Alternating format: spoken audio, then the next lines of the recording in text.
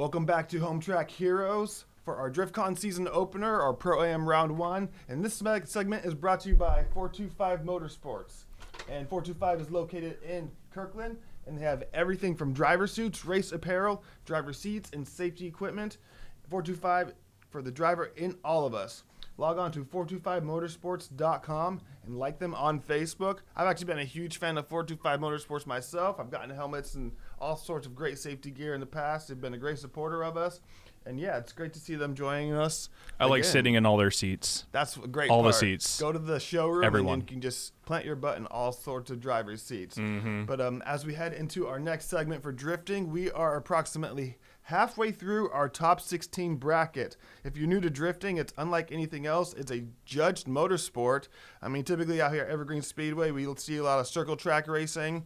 But with drifting, it's a judged motorsport. We have 3 judges up in the announcer's booth that are basically criticizing and analyzing these drivers on a wide variety of criteria.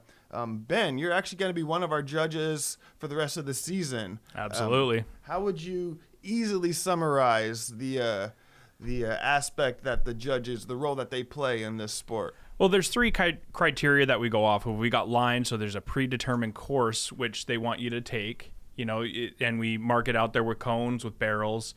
There is angle, so how sideways they are through the course. And then there's style, so how snappy they're getting to angle, how fast they're going through the course. So when they're doing the battles, driver A leads, tries to lay down that 100-point qualifying run, and driver B just tries to stick it to the door. And then they reverse the order, and they both try and do the exact same thing. And whoever does the best job moves on.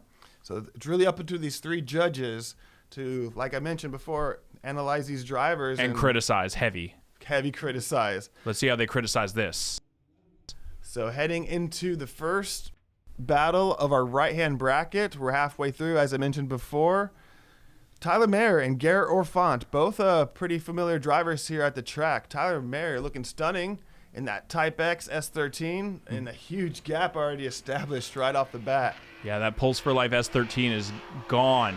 Just gone. Gapplebee's on the bank. Garrett, I mean, this is a new build for him. He doesn't have a lot of time in the car, and, it's fantastic to see him out here. But Tyler Mayer, he has been doing work on his simulator rig. He has been driving basically every night, and you can see it actually transfers right out here on track in a real car. Yeah, he's surgical at this point with that car. As you were mentioning with judging, that there's these maybe clipping points or zones. Let's see Tyler make an example of that out on track, because he's going to be putting them in all the right places, essentially laying You'll down. see him come off the bank here, and that row of cones, bam, outer zone. This row of cones, bam, another outer zone. See that big barrel right there? Guess what it is? Inner clip. Bam, nailed it. And as we come through here, there's a yellow box painted on the ground, and we finish sweeping against the wall with the taillights. That is a textbook run right there by Tyler Mayer. Choice ideal lead run right there. All we want to see is that chase driver nice up and close and applying the pressure, essentially running the same line that whatever the lead driver establishes. So like we mentioned, drivers are going to be switching positions now. We got Garrett in the lead lane, and now Tyler, stunning style Tyler here. Let's see what he can do in the chase position. Stunning style Tyler. Let's see how he can stick it to the door. His car looks good. I'm just loving it. Oh, it. absolutely. I'm about it. So a bit of a gap, but let's see. But it reels him right in on the bank. Now, Garrett, not a lot of angle coming off the bank, shallowing up a bit and giving Tyler a big chance to dive in. Now, Garrett's not throwing down the ideal lead run. So you see that Tyler's also having a hard time keeping him in drift, but he's keeping with it, keeping the tires slaying, keeping it sideways, and I think big advantage to Tyler Mayer right here. I think, just kind of had to bite his lip through that run. We saw this earlier, too, where just a huge decrease in momentum, and that chase driver really having to slam on the brakes. Kind of choking up right there, coming off the bank, and then again right here. Oh, taking out those cones. I mean, he would have gone off track had he not really slammed on the brakes, but then he just, drops the hammer, really squats out, and just throttles out through the rest of the track. Let's send it to Earl, see what he has to say. Right. All right, guys, we are here with Tyler Mayer. He just won his first battle for the day, and he qualified too. Dude, your car's looking sick, looking fast. How you feeling? Great. Just got a fresh wrap, fresh tune from Drive Auto Sports, and this thing's just ripping. The car looks great, dude. The livery doesn't even look like it's settled in yet, but it looks super fresh. Who are you looking most forward to battling today? Probably Corey Kieser, if that happens. Two very good-looking cars, and it's going to be a heck of a battle. We wish you the best of luck out there, dude. Thank you.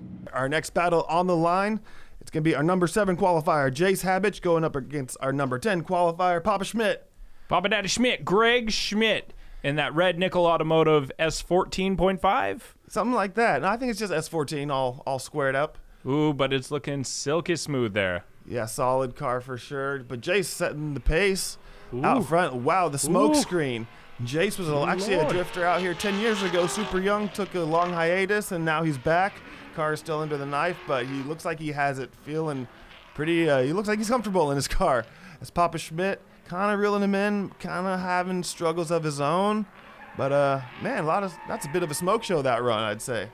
Yeah, Jace laying it down out front, putting down a nice smooth lead run, and Papa Daddy Schmidt having a little bit of a hard time actually keeping up. That's a lot of car for him to be in. This is his first Pro-Am round. His son, of course, is actually a pro licensed driver.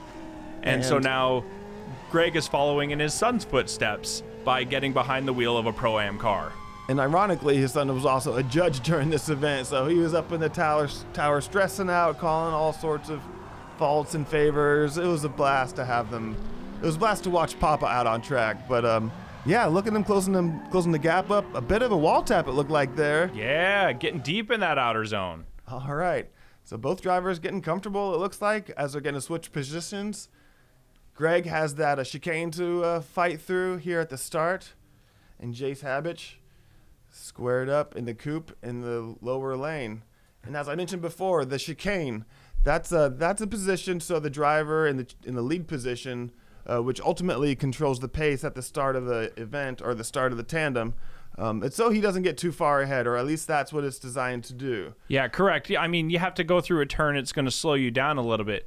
Now, the follow driver can actually leave before the green light goes. So Sure. He can get a roll and get a little bit of momentum going, and it makes it so we can have closer tandem battles and just a better overall show for the fans, for either the live fans or the fans on TV on CW11 here. We want to see him door to door, start to finish, but ultimately, he kind of really is in that lower lanes position to keep the pace. If he falls behind, he's got nobody else to blame but himself. Yep, they give him all the tools, and it's up to him to use them. So let's see how he uses them out here in his battle with Greg Schmidt.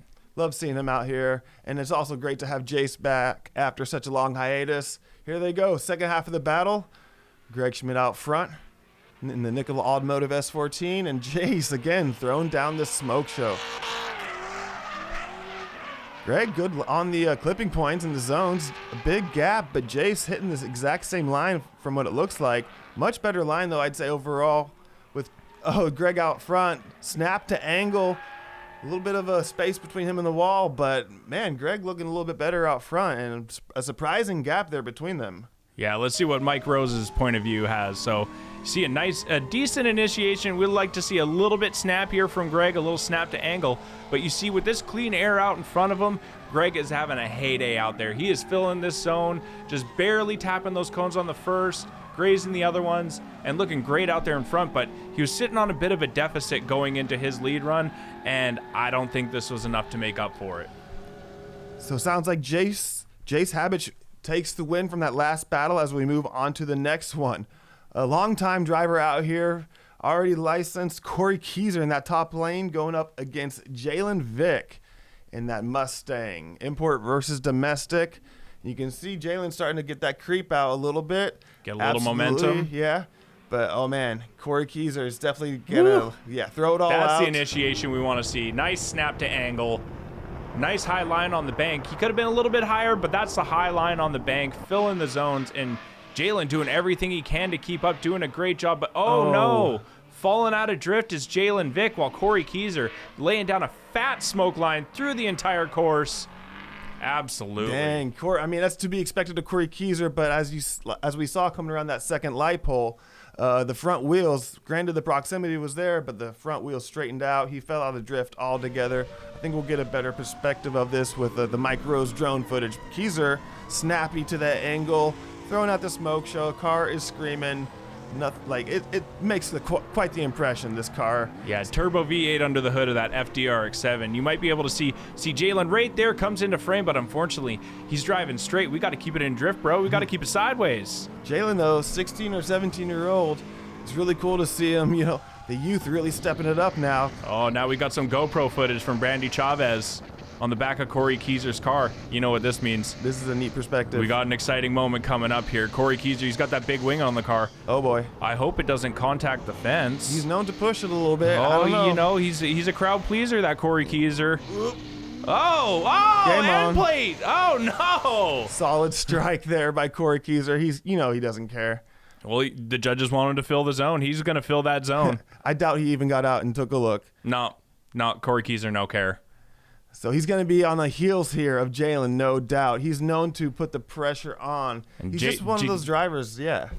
Jalen Vick in that, that's actually Vaughn Gitten's old Mustang from around the 2010 era. So him and his dad, John, they found the car down in California. They purchased it. I mean, it is a tried and true car, but there's a lot of research and development that's happened between then and now. And they've done a lot of work on that car, and it's coming around. It's fitting Jalen's driving style more and more.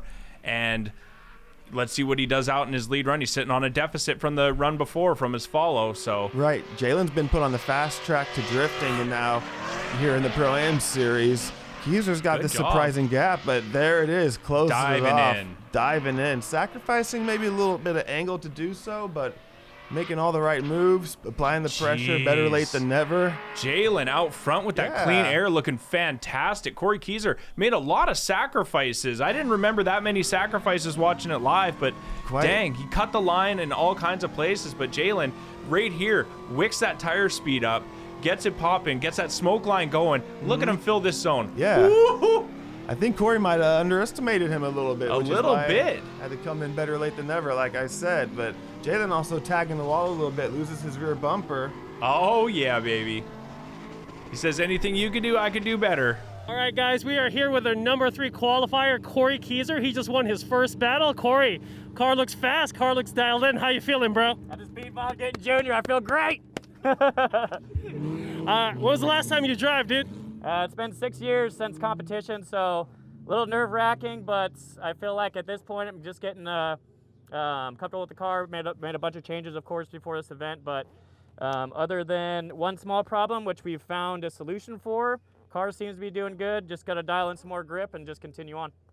Car looks fast and dialed out there. We wish you the best of luck, man. And you know, I'm pretty partial to FDRX7s. Yep. FD Master Race. Yes, sir. Let's take this all the way to the podium.